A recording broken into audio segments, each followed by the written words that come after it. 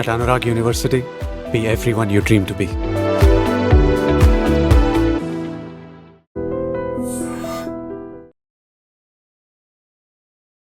అసలు ఈ బృందన్ వాళ్ళు ఎవరండి? అంటే హీజ్ ఎ రిలీజియస్ టీచర్. అంటే తను ఏంటి, బ్యాక్గ్రౌండ్ ఏంటి? రిలీజియస్ టీచర్ అంతే, ఇంకేం లేదు. ఆయన చిన్నప్పటి నుంచి ఆయన ఒక టక్సాల్లో పుట్టి పెరిగి అంతా అక్కడే చేశాడు. ఆయన ఒక ప్రీచర్ అయ్యాడు, ఆయనకు అంత మంచి ఫాలోయింగ్ వచ్చింది సార్. సో బింద్రావాలే గారు ఏంటి అంటే he is one guy who has following sir. ఇప్పుడు మీరు ఇవి వినుంటారు సార్, అంటే బాబా రామ్ రహీం వినుంటారు. అంటే ఇవి డేరాలు నడుపుతారు కదా మనకి. ఇక్కడ లక్డికాపూర్లో కూడా ఒకటి ఉంది, సంత్ నిరంకారి సత్సంగ్ భవన్ అని చెప్పేసి ఉంది. మీరు సండే రోజు వెళ్తే మీరు అక్కడ యూనో BMW, ఆడి కార్, పెద్ద పెద్ద డబ్బున్న వాళ్ళు అందరూ వస్తారు. అవును సార్, సిక్కిజంని కొంచెం మీరు అండర్స్టాండ్ చేసుకోవాలి సార్. సిక్కిజం ఐడల్ వర్షిప్లో బిలీవ్ చేయొచ్చు సార్. అండ్ సిక్కిజం మన 10 గురూస్ ఉన్నారు కదా సార్, ఈ 10 గురూస్ని గురూస్ అంటది, కానీ ఏ రోజు మేమే దేవుడు అని చెప్పి వాళ్ళు చెప్పలేదు సార్. ఎందుకంటే Sikhism believes in only one God sir. అందుకే మోనోథియిస్టిక్ బిలీఫ్ సిస్టమ్ అంటారు. సో దేవుడు ఒక్కడే, కానీ అండ్ మనిషి రూపంలో దేవుడు రాడు. అండ్ ఈ 10 gurus they are only gurus. అంటే మనకి ఎలా స్కూల్లో గురువు ఉంటాడో, కాలేజ్లో గురువు ఉంటాడో, అలా ధర్మానికి వీళ్ళు గురువు. అధర్మం ఏంటి నీకు నేర్పించాలి, ఇది నువ్వు చేయకూడదు, ఇది అధర్మం, ఇది ధర్మం, నువ్వు పాటించాలి. అందుకే గురు గోవింద్ సింగ్ ఒక మాట అంటారు సార్, నేను గురువు కావచ్చు, కానీ నాకన్నా సిక్కిజం ఇంకో మనిషి బాగా పాటిస్తే నేను ఆయనకి డిజైపుల్ అవుతా అంటాడు. అందుకే ఆపే గురు ఆపే చేలా. If Prakash follows Sikhism better than me, Guru Govind says I have no shame in saying he is my guru because he is following better than me. So that is where సిక్కిజంలో ఆ గురుషిప్ ఉంది. గురు అండ్ శిష్య పరంపర చాలా స్ట్రాంగ్గా ఉంది. అందుకని దమ్దమి టక్సాల్కి ఎవరైతే జర్నైల్ సింగ్ బింద్రావాలా గురువుగా ఉన్నాడో ఆయనకు అంత ఫాలోయింగ్ వచ్చింది. ఎందుకంటే సిక్కిజంలోనే ఆ గురువుకి సమర్పణ అనే ఒక ఫీలింగ్ చాలా స్ట్రాంగ్ ఉంది సార్. అందుకని అంత మంచి ఫాలోయింగ్ ఆయనకు వచ్చింది సార్. నిరంకారి గురించి మాట్లాడారు ఇప్పుడు. అసలు నిరంకారి దాంతోపాటు ఘర్షణలు జరిగాయి కదా ఇప్పుడు? చాలా జరిగాయి సార్. అంటే వీళ్ళు ఏంటంటే సార్, వీళ్ళు ఏం క్లెయిమ్ చేస్తారంటే వీఆర్ గాడ్ మెన్. అంటే ఇప్పుడు డేరా సచ్చా సోదా బాబా రామ్ రహీం ఆయన ఏమంటాడు, ఐఎమ్ గాడ్ అంటాడు.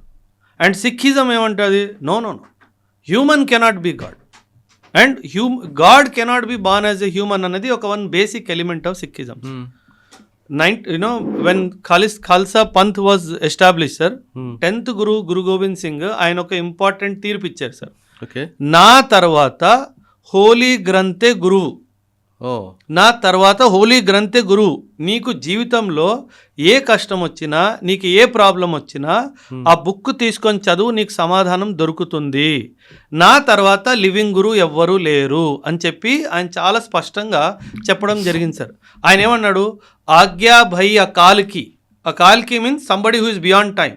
ఆజ్ఞా భై అకాల్కి తభీ చలాయో పంత్.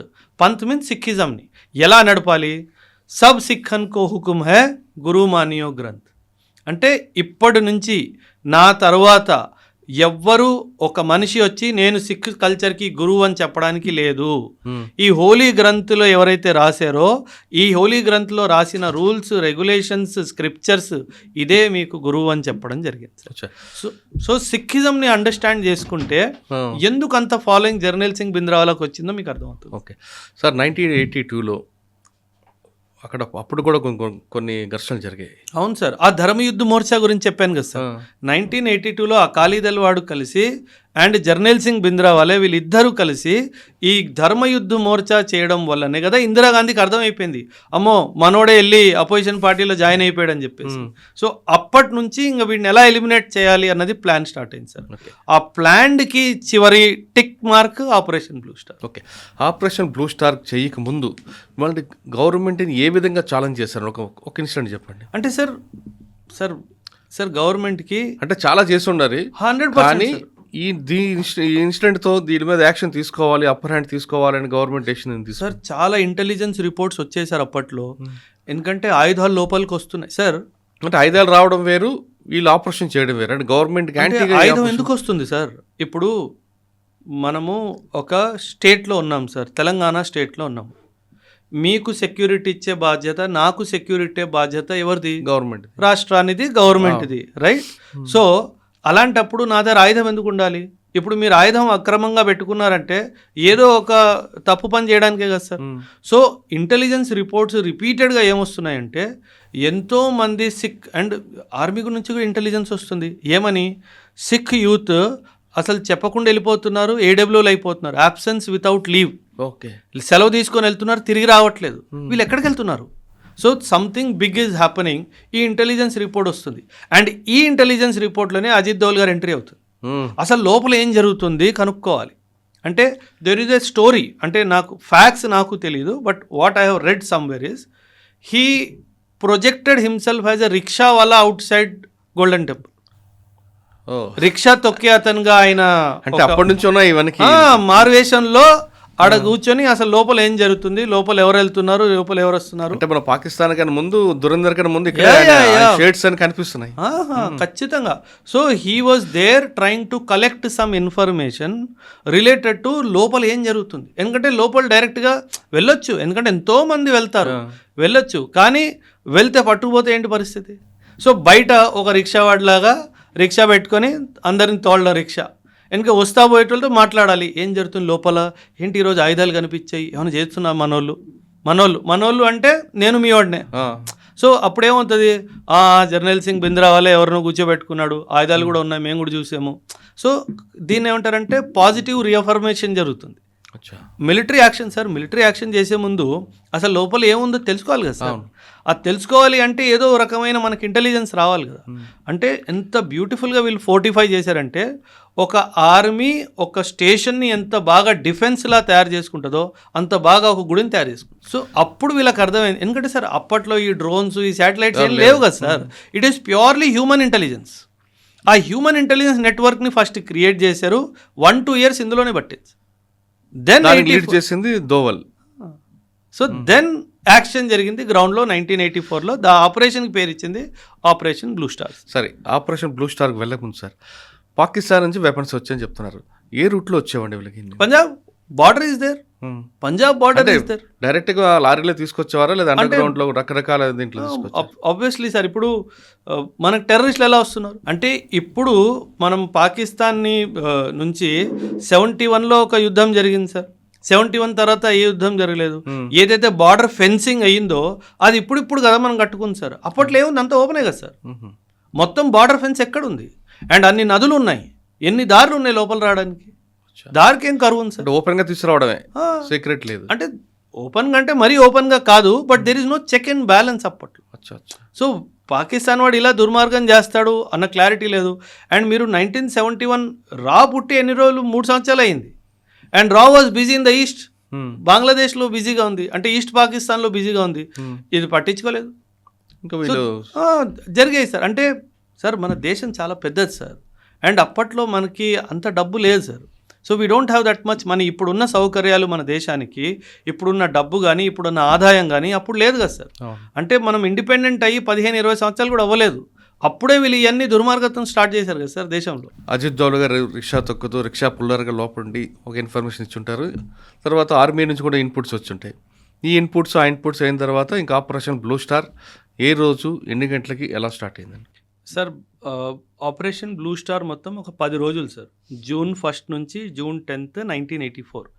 కానీ ఏదైతే గోల్డెన్ టెంపుల్లో ఆర్మీ ఎంట్రీ చేసిందో అది June 5, 6 నైట్. ఈరోజు 5వ తారీఖు, ఈరోజు రాత్రి ఆపరేషన్ స్టార్ట్ అయింది. 6వ తారీఖు ఉదయాన్న ఫినిష్ అయిపోయింది సార్. ఇండియన్ ఆర్మీ నుంచి మిక్స్డ్ బటాలియన్ని తీసుకున్నారు సార్. 9 గడ్వాల్ రైఫిల్స్, 10 డోగ్రా. ఈ అతి ముఖ్యంగా ఈ 2 బటాలియన్స్ నుంచి ట్రూప్స్ని తీసుకొని ఒక mixed combat group, mechanised infantry, cavalry వాళ్ళని కూడా ఇన్వాల్వ్ చేసి కండక్ట్ చేసిన ఆపరేషన్. వాళ్ళిద్దరు ఎందుకు తీసుకున్నారండి? అంటే న్యూట్రల్గా ఉంటారు కాబట్టి, అంటే ఆ కమ్యూనిటీకి చెందని వాళ్ళు ఉండడానికి అనేది ఒక న్యూట్రాలిటీని మెయింటైన్ చేయాలి. బ్లూ స్టార్ పేరు ఎందుకు పెట్టారు అంటే ఆపరేషన్స్, మిలిటరీ ఆపరేషన్స్ ఏవైతే ఉంటాయో సార్, వాటికి కొన్ని పేర్లు ఎలాగిస్తారంటే అది ఇంకా లైఫ్ లాంగ్ అది మన హిస్టరీలో అలా మిగిలిపోవాలి అని. ఇప్పుడు మనం ఆపరేషన్ సింధూర్ ఇచ్చాము. అంటే ఆపరేషన్ సింధూర్ ఎందుకు ఇచ్చాము అంటే వాళ్ళకి యూనో ఎవరైతే 26-27 మందిని చంపేశారో వాళ్ళ సింధూరం పోయింది కాబట్టి వాళ్ళకి ఒక ఏమంటారు ట్రిబ్యూట్ లాగా ఆపరేషన్ సింధూర్.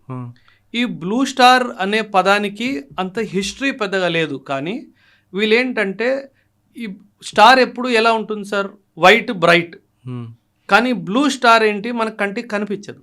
సో ఈ ఆపరేషను మన దేశంలో జరిగిన ఆపరేషను ఎంత తొందరగా అయితే మనం దీని గురించి మర్చిపోవాలి. ఆ యొక్క డైమెన్షన్ బ్యాక్గ్రౌండ్తో ఇచ్చిన పేరు బ్లూ స్టార్. ఎందుకంటే ఆకాశంలో బ్లూ కలర్లో స్టార్ ఉంటే మనకు కనిపిస్తుందా? కనిపించదు. సో మన చరిత్రలో ఇలా ఒక చీకటి అధ్యాయం జరిగింది అన్న విషయము మనం తొందరగా మర్చిపోవాలి. ఎందుకంటే ఒక కమ్యూనిటీ, ఏ కమ్యూనిటీ అయితే ప్రతిసారి మన దేశానికి అవసరం వచ్చినప్పుడు నిల్చుందో వాళ్ళకి విరుద్ధంగానే జరుగుతుంది. కాబట్టి though it is not directly targeted at Sikhism కాదు, ఒక టెర్రరిస్ట్ మీదనే టార్గెట్, కానీ అందరి దీన్ని తొందరగా మర్చిపోవాలి అన్న ఉద్దేశంతో పేరు పెట్టింది బ్లూ స్టార్ సార్. సో దీనికి మల్టిపుల్ స్టోరీస్ ఉన్నాయి sir. This is one of the story. So that we forget this operation as early as possible. And ఒక రాత్రి మొత్తం ఆపరేషన్స్ జరిగాయి సార్. హెవీ క్యాజువాలిటీస్ అటువైపు, హెవీ క్యాజువాలిటీస్ ఇటువైపు, అంటే ఆర్మీ వైపు కూడాను, అండ్ ఆ టెర్రరిస్ట్ లేదా సపోర్టర్స్ ఆఫ్ భింద్రవాలే వాళ్ళకు కూడా హెవీ క్యాజువాలిటీస్ జరిగాయి sir. By the morning of 6th June Bhindranwale was killed and the operation was ended. And immediately the restoration of ఏదైతే నష్టం జరిగిందో, కొలాటరల్ డ్యామేజ్ జరిగిందో, దాని రిపేర్ వర్క్ కూడా ఇమీడియట్గా ఆల్మోస్ట్ స్టార్ట్ అయింది.